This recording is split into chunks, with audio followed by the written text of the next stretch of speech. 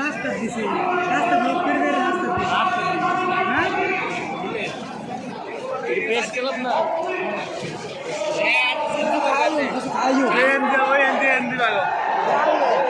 আরে বেটা এদিক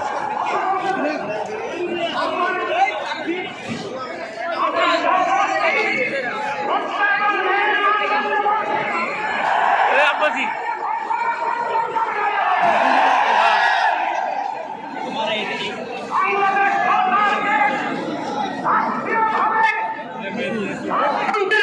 প্রতিবেদন করতে বলছি